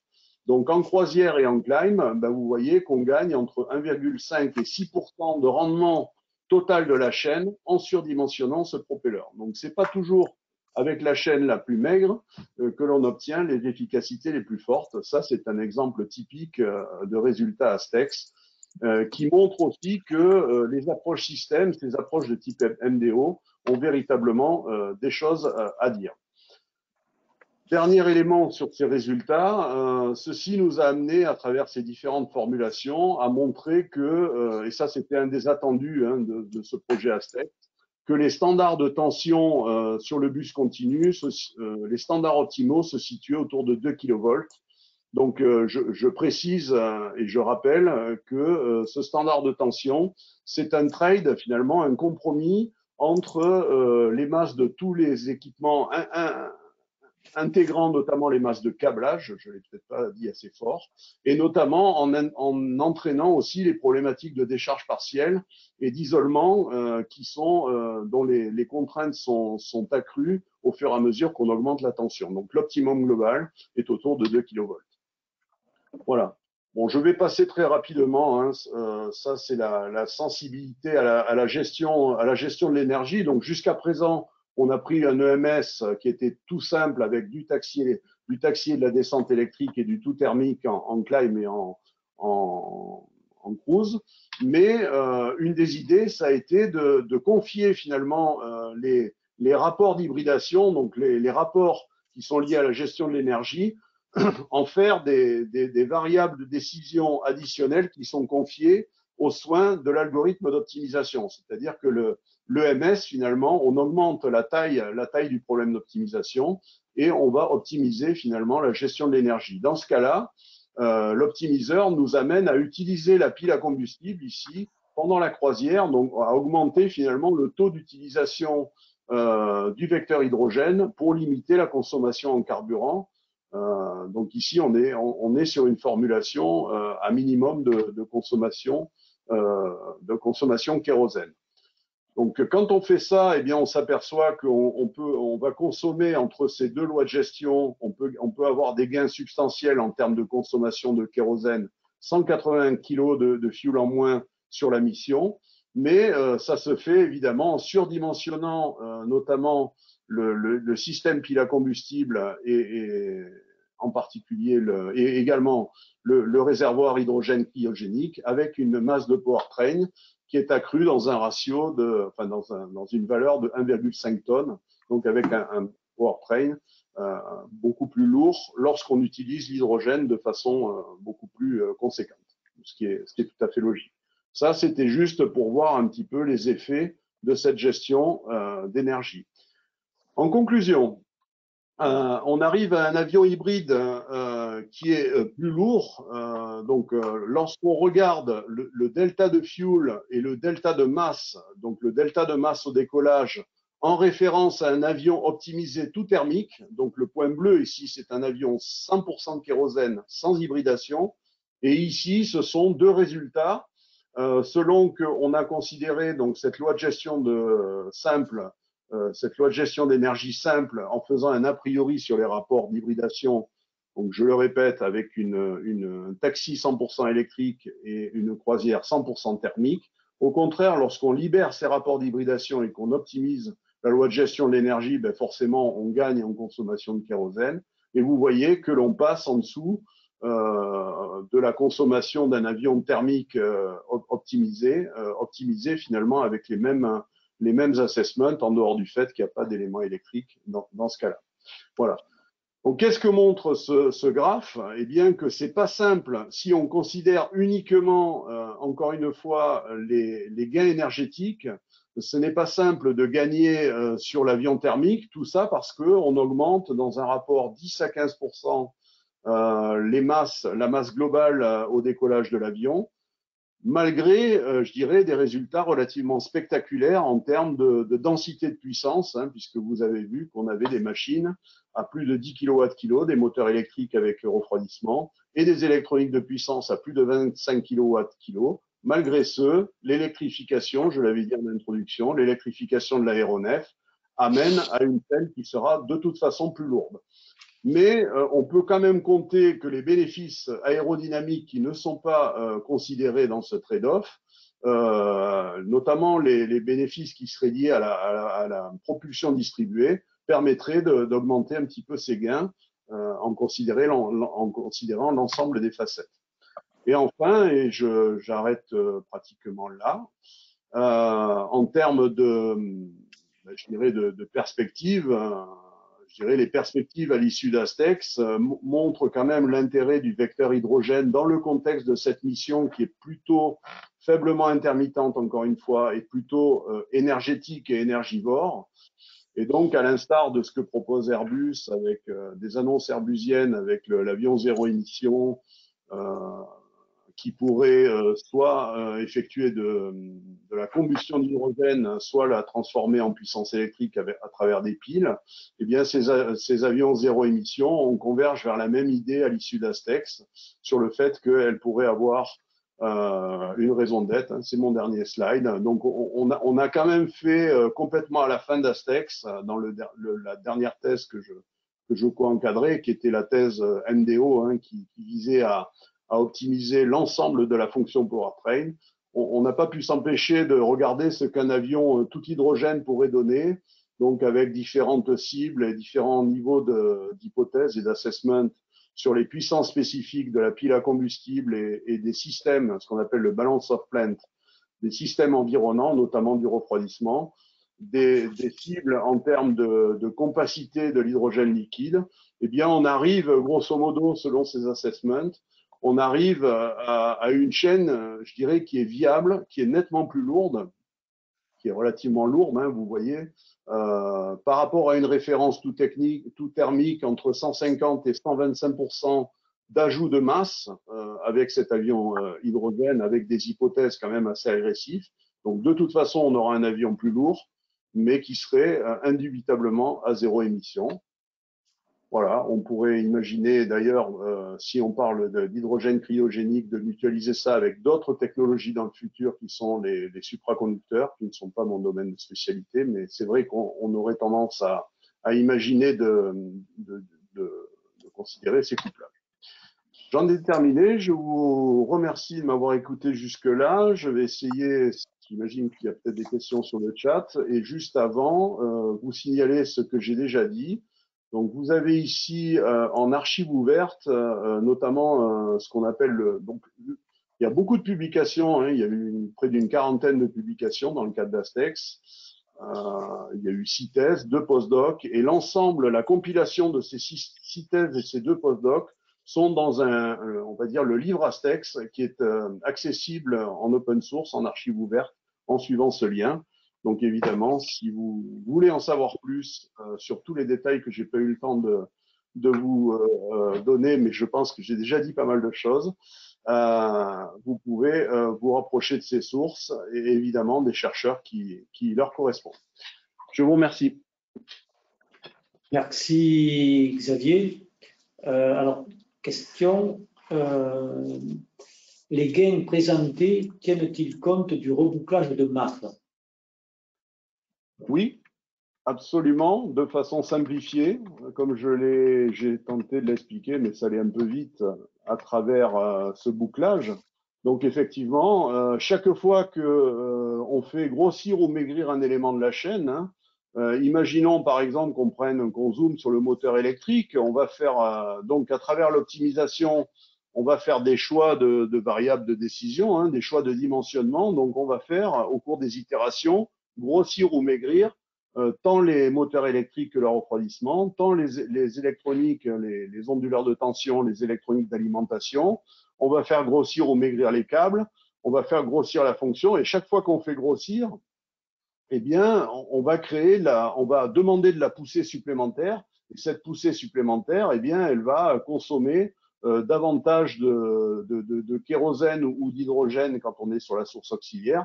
Donc, on a finalement ce bouclage qui est considéré, ce fameux effet boule de neige, mais qui est considéré de façon simplifiée ici à travers cette linéarisation masse globale poussée qui a été encore une fois validée par rapport à des modèles aérodynamiques. Donc ça, c'est vrai à condition qu'on reste sur une gamme de variations du MTOW qui, dans ce cas-là, était entre 20 et 26 tonnes. Donc, il ne faut pas que la masse...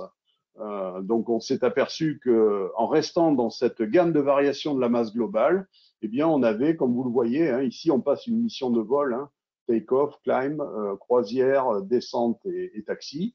Eh bien, lorsqu'on passe cette mission, que l'on ait des modèles qui sous-tendent de façon relativement précise l'aérodynamique ou qui passent par cette règle de 3 poussée masse, eh bien, on arrive à quelque chose qui est relativement fiable et simple.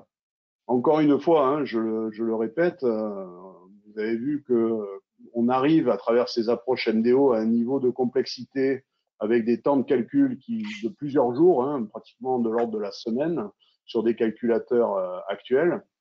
Donc, on est obligé de simplifier. C'est un des gros problèmes et ça fait partie des verrous de la discipline, d'arriver à intégrer de plus en plus de problématiques.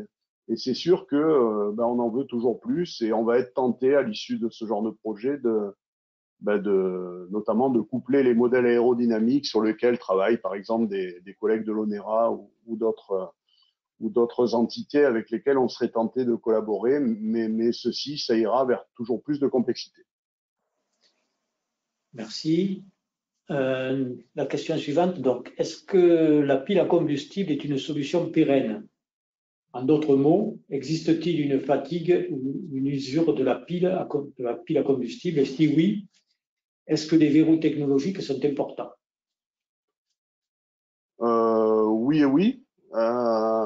C'est clairement un des problèmes majeurs adressés, notamment, on a une plateforme multilaboratoire dans laquelle le Laplace est leader. Vous avez peut-être entendu parler d'un technocentre qui va se monter à l'horizon 2024-2025 à Francazal avec notamment des fuel cells, des piles qui pourront être testées en environnement aéronautique jusqu'à l'échelle de grandeur d'Astex, hein, c'est-à-dire le mégawatt.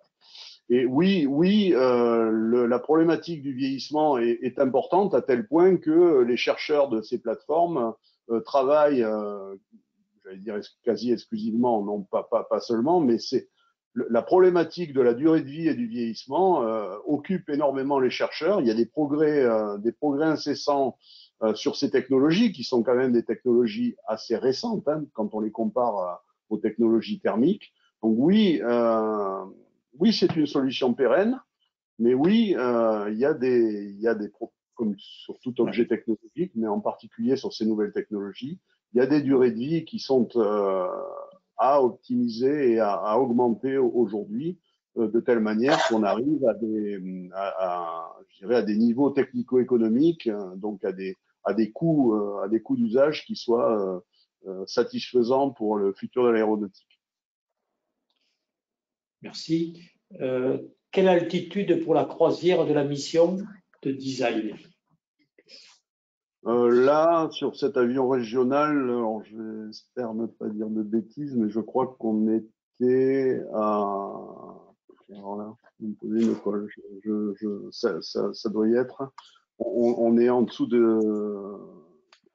doit être à 5-6 000 mètres, quelque chose comme ça. On n'est pas à 36 000 pieds, on est en dessous, hein, sur un avion régional. Je dirais 5-6 000 mètres, mais je préfère réserver ma réponse parce que là, j'ai un petit trou de mémoire sur cet aspect-là. Ok, bon, on pourra répondre. Après, on est quand même, ce qui est sûr, c'est qu'on est quand même basse pression lorsqu'on est en croisière, hein, si c'est ça l'objet de la question. On est relativement en basse pression, on n'est pas à 36 000 pieds, donc à 10 km d'altitude. Il me semble que c'était une altitude intermédiaire autour de 6-7 km. C'est l'équivalent, vous avez parlé d'un ATR, donc c'est l'altitude. Voilà. D'accord. C'est ça, c'est à peu près l'enveloppe de la Terre. Hein. D'accord. La question suivante, donc pour les solutions H2 liquides, comment les impacts de traînée, échangeurs, volume, réservoir sur l'avion ont été pris en compte?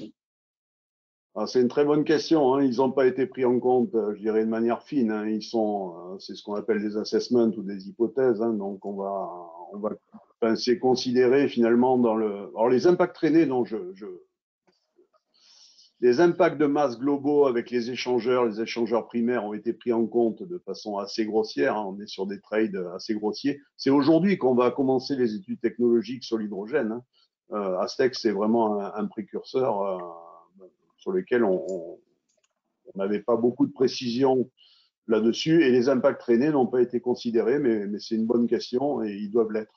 Ils doivent l'être parce que c'est potentiellement non négligeable. Ok. Question suivante. Utilisez-vous l'IA pour la pondération et le choix des paramètres? L'IA, l'intelligence artificielle, c'est oui, ça? Oui. Non, là simplement ce qu'on a fait, c'est confier donc un algorithme génétique. Hein, c'est pas vraiment de l'intelligence artificielle, ça fait partie des algorithmes d'optimisation qu'on appelle les méta-heuristiques. Donc c'est pas vraiment dans la famille de l'intelligence artificielle, mais c'est plutôt des techniques d'optimisation du design qu'on utilise beaucoup dans mon équipe au laboratoire. Parce qu'elles permettent notamment c'est un petit peu technique, mais on est dans le jargon de l'optimisation, on est face à ce qu'on appelle un problème mixte avec des paramètres qui sont à évolution continue et d'autres paramètres ou variables de décision qui sont discrètes, donc avec des sauts, la polarité du moteur par exemple. Donc on a des paramètres discrets et ces algorithmes génétiques sont connus pour bien gérer finalement ces phénomènes de saut. Voilà, donc on n'est pas vraiment dans le domaine de l'IA, mais plutôt des méta-heuristiques, algorithmes génétiques. D'accord. Prochaine nouvelle question. Quelles sont les plateformes de test qui permettent de caractériser des chaînes propulsives hybridées ou toutes électriques de l'ordre du mégawatt?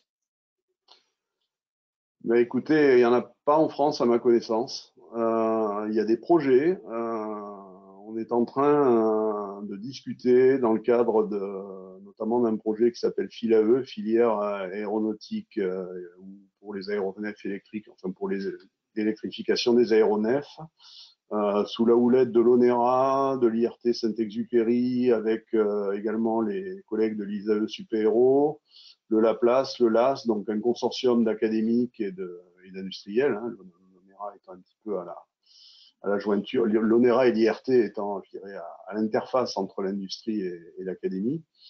On est en train donc pour l'instant c'est une initiative et c'est un projet et de se poser la question de monter des bancs d'essai à cette échelle-là parce que effectivement le problème se pose. Hein. Ici on est sur des modélisations, donc ces modèles il faut les recaler à des échelles de puissance conséquents.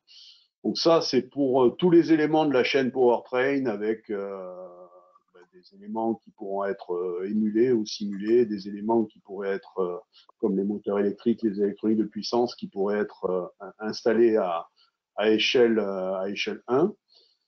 Et puis sinon, j'ai parlé pour l'hydrogène donc du centre de test, du technocentre de Francazal. Donc à l'horizon 2024, là le projet est beaucoup plus avancé avec des projets d'architecture qui sont déjà développés et donc un centre de test à l'échelle du mégawatt de puissance, mais uniquement sur les technologies pile à combustible et stockage d'hydrogène. Il y aura également le stockage cryogénique. Donc ça, c'est pour les sources. Et pour terminer ma longue réponse, ces choses-là, malheureusement, n'existent qu'en Allemagne, également aux États-Unis. Et en Allemagne, il y a ce genre d'équipement à ces échelles-là, notamment à Autobrunn. Il est peut-être grand temps que la France et la région toulousaine se dotent de ce genre d'équipement. Merci. Avant-dernière question. A-t-on déjà appréhendé l'impact des rejets, type polluants ou autres, d'une pile à combustible à haute altitude? Alors, bon, je suis désolé, hein, on balaye beaucoup de notions, donc je n'ai pas réponse à tout.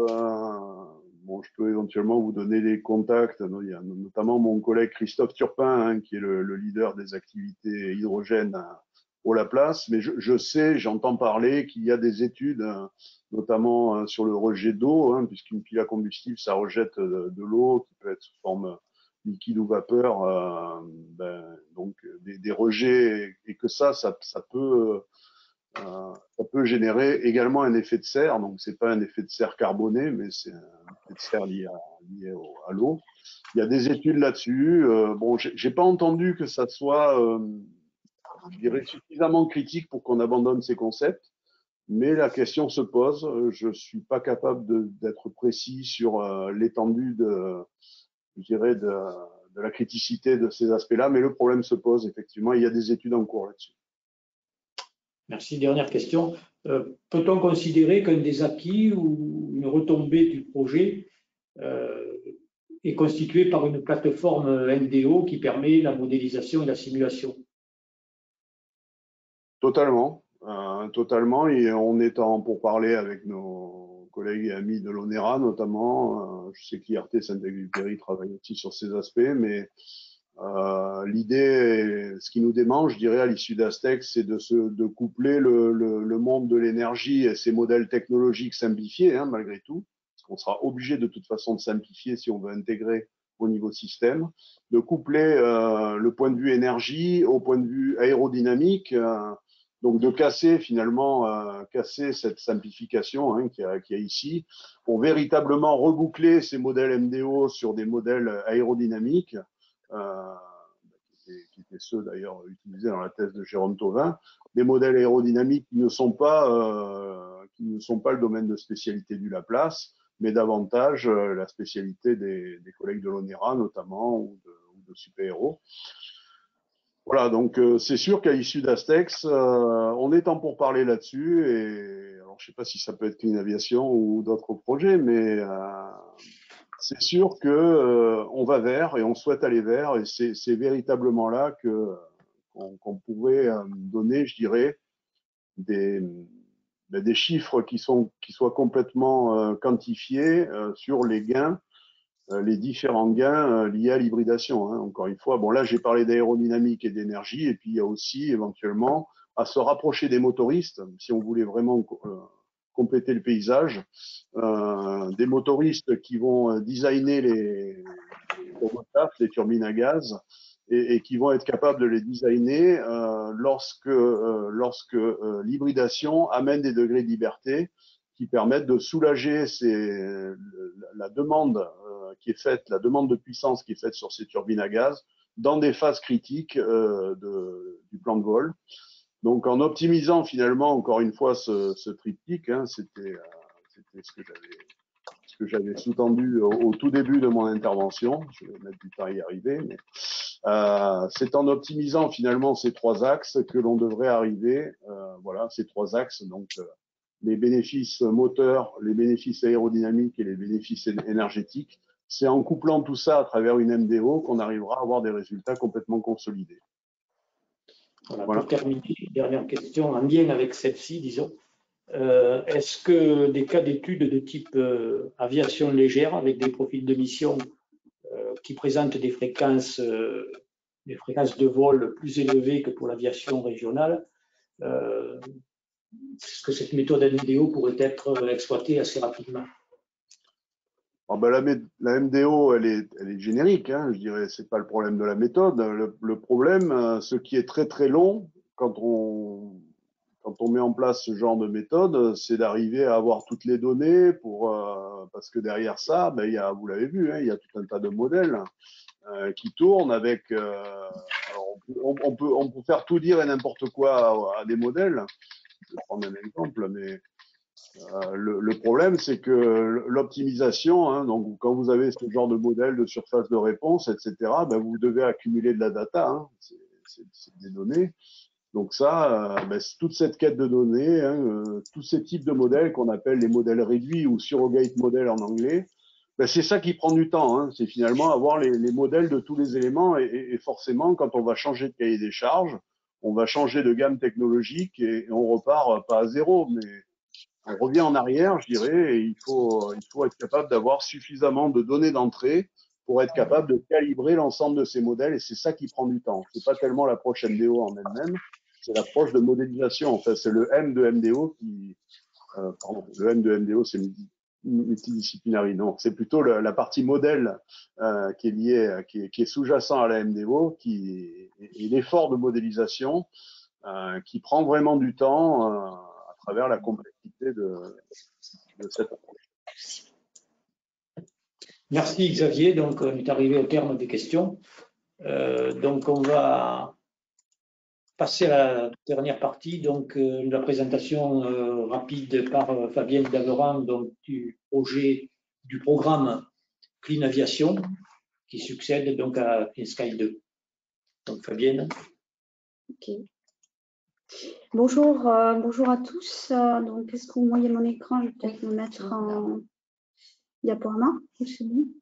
Ouais. Oui, je peux te Je vais essayer juste rapidement. Voilà. Ouais. Donc bonjour à tous. Donc je suis Fabienne Daveran, je suis donc dans l'équipe du pôle et moi je m'occupe de tout ce qui est financement européen. Voilà, donc je fais partie de l'équipe innovation. Je suis basée à Toulouse. Donc moi je vais vous parler un petit peu de la suite de Clean Sky 2, donc le programme Clean Aviation qui va donc prendre la suite de Clean Sky 2.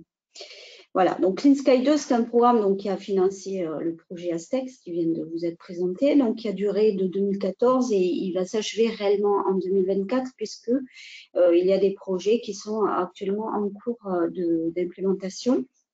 Donc en fait, le programme Clean Sky 2, comme l'a démontré le projet Astex, ça visait donc déjà à la Green Aviation avec des réductions d'émissions de CO2, de NOx et de bruit de 20 à 30%.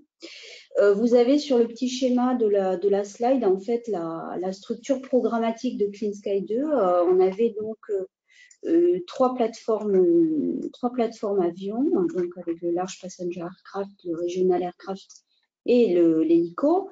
Et ici, en vertical, vous aviez déjà des plateformes de démonstrateurs technologiques intégrés sur les aérostructures, sur les moteurs, sur les systèmes, avec également des plateformes, on va dire, transverses, éco-design, évaluation technologique et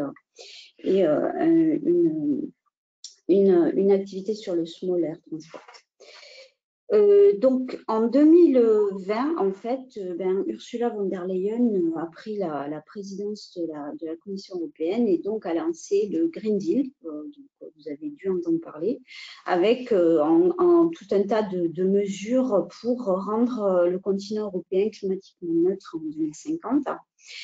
Donc, des mesures qui vont concerner de manière très large. En fait, en gros c'est la feuille de route environnementale de l'Europe avec des mesures et des supports financiers importants pour la transition énergétique, dont le transport, auquel le transport et le transport aérien en particulier doit contribuer. Mais il y a aussi des mesures dans ce Green Deal qui vont concerner l'agriculture, la construction, le secteur du bâtiment, etc. Donc, tout un tas de mesures pour amener vers cette neutralité climatique en 2050.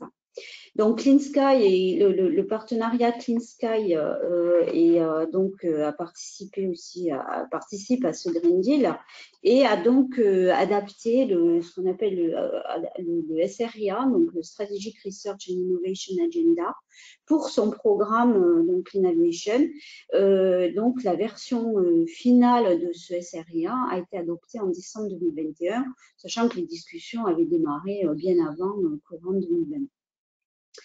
Il y a eu récemment, donc en mars de cette année, un forum Clean Aviation. Peut-être y avez-vous participé pour certains d'entre vous, puisqu'il y avait possibilité d'y être aussi en mode distanciel. Donc, qui a lancé officiellement le programme Clean Aviation, qui va se dérouler grosso modo en 2 phases.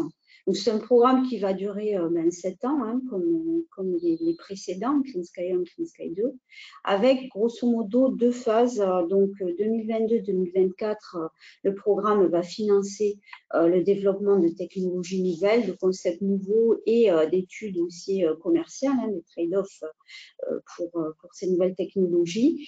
Et une deuxième phase qui va démarrer vers 2025, qui s'achèvera en 2027, avec là une accélération excusez-moi, je modifie ce truc-là.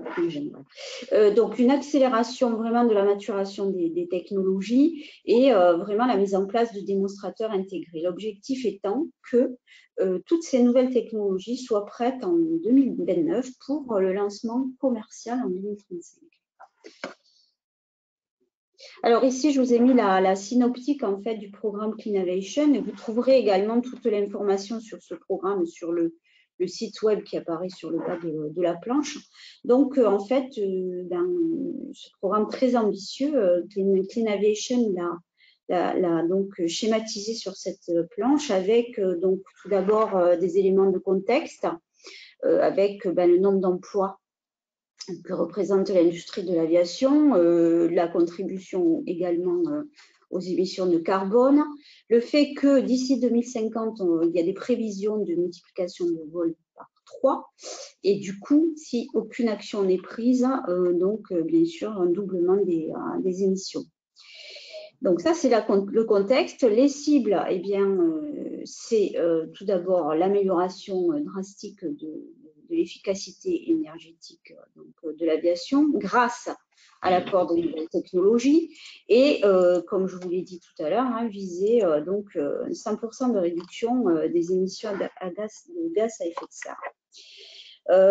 Les solutions, eh bien, c'est les 3 gros, ce que l'Europe appelle des thrusts, donc qui vont être mis en place dans ce programme Clean Aviation, donc avec tout d'abord des travaux sur les avions régionaux hybrides électriques.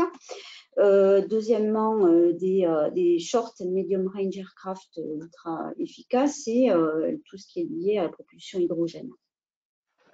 Voilà, l'opportunité, c'est tout d'abord les travaux et la mise en commun des travaux du secteur aéronautique européen dans son ensemble.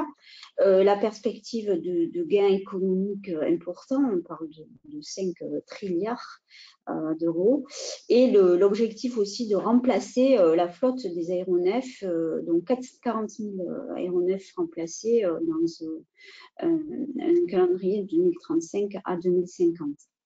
Et ici, sur ce côté-là, donc la partie investissement, en gros, c'est le budget qui va être alloué au programme Clean Aviation pour ces prochaines années, donc qui est valorisé un total de 4,1 milliards d'euros, et avec une participation à 1,7 milliard de la Commission européenne à travers le programme Horizon Europe, hein, c'est le budget alloué par l'Europe pour tout ce qui est travaux de recherche et d'innovation, et 2,4 milliards qui va être amené donc par les industriels aéronautiques européens.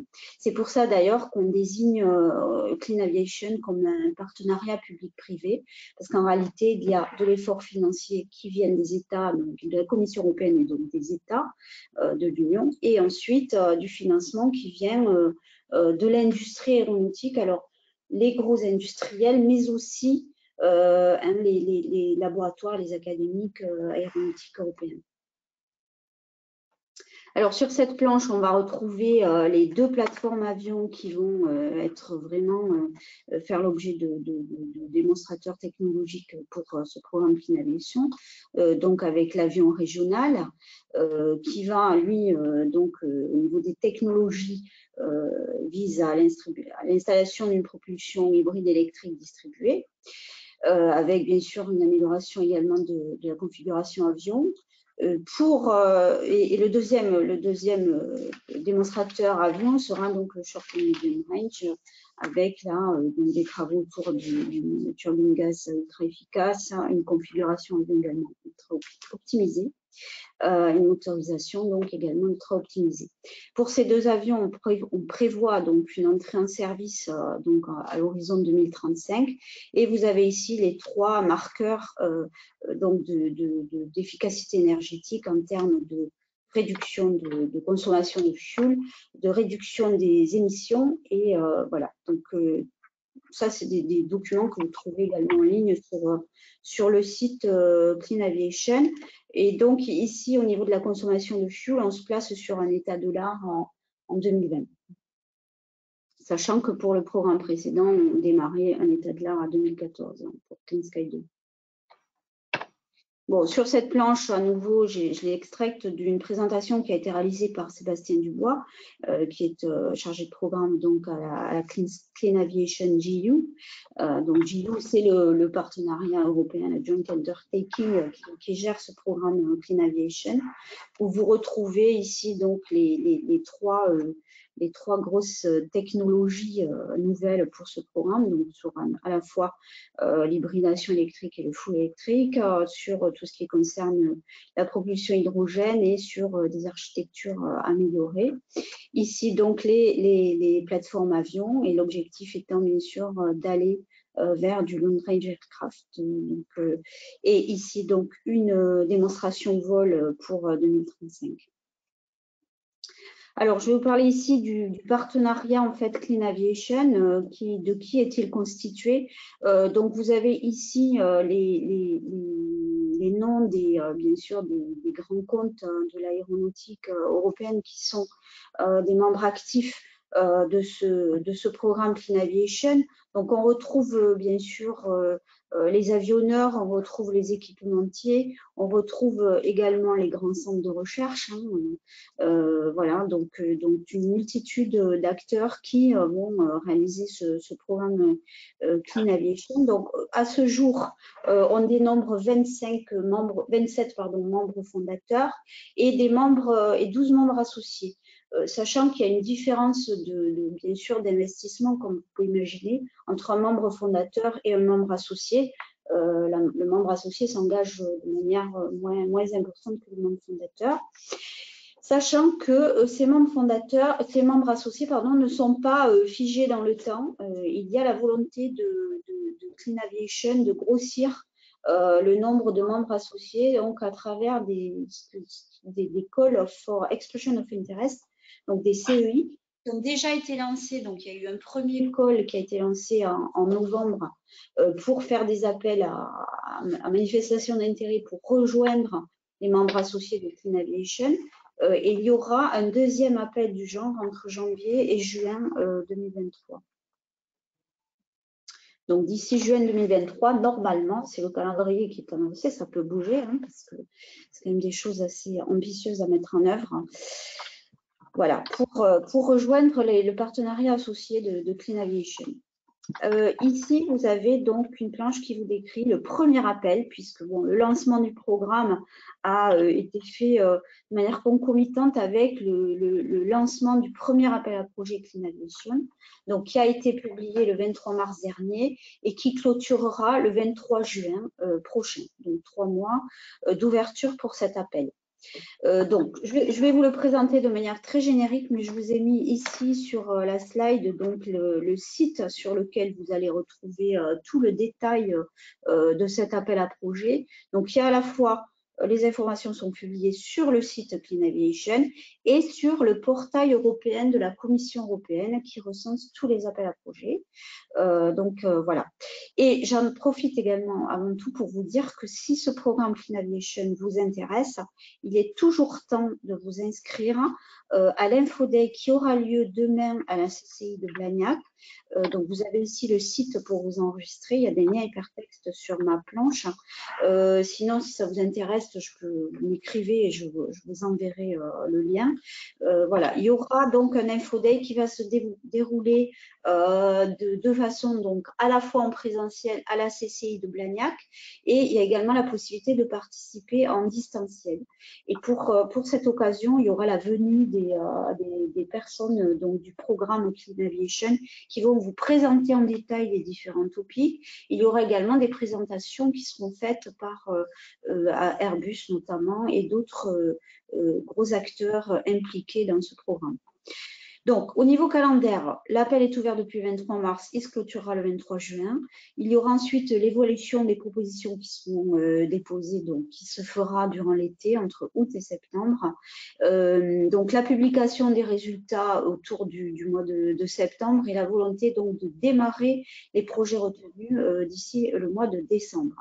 Alors, Clean Aviation lui-même parle d'appel Big Bang parce que c'est un appel qui est très, très fortement doté de 735 millions d'euros. Donc, il y a vraiment des gros moyens qui sont déployés pour lancer ce programme Clean Aviation. Il n'y aura pas de deuxième appel de cette envergure avant 2025. Donc, c'est pour ça que les efforts sont vraiment mis donc dès à présent pour financer le développement des nouvelles technos. Donc, il y a dans cet appel 14 topics, donc 14 sujets qui permettront le financement de maximum 21 projets. Donc, ça veut dire que sur certains topics, on pourra avoir 2-3 projets financés et sur d'autres, on n'en aura qu'un. Ça dépend vraiment des sujets. Mais vous voyez que 14 topics pour 735 millions d'euros, ça vous donne une idée du volume financier de ces projets. Donc, c'est vraiment du très lourd, si on peut dire. Donc, il y aura 4 topics sur tout ce qui touche à la propulsion hydrogène, à la fois combustion, la propulsion à pile à combustible, le stockage en hydrogène à grande échelle et les bancs d'essai. On en a parlé. Il y aura 4 sujets sur tout ce qui est lié à la propulsion hybride électrique pour le Regional Aircraft, à la fois au niveau du système propulsif, de la gestion thermique, de la distribution électrique et également au niveau de la conception d'ailes innovantes. Les 3 sujets pour le short and medium range aircraft avec des sujets autour de la propulsion, de l'aile, d'une aile là encore ultra haute performance et des sujets autour de la conception fuselage empennage. Il y aura 3 sujets transverses, un qui va concerner les processus de conception, un lié à la réglementation, hein, qui est bien sûr une partie très importante de ce programme, et un sujet plus destiné aux accompagnants, donc autour de la coopération avec les écosystèmes régionaux. Et la plupart de ces topics, on démarre un TRL 3 pour arriver à un TRL 5. Voilà.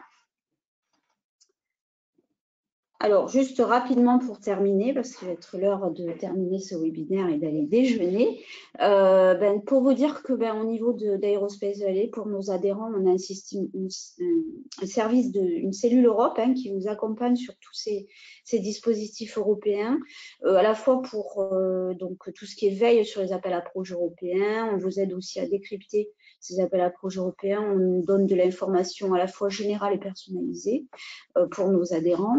On fait du conseil et une chose importante, on fait aussi de l'orientation et du ciblage de guichet. Si vous arrivez avec un projet d'innovation, on va regarder avec vous quel serait le meilleur guichet à viser pour faire financer ce projet.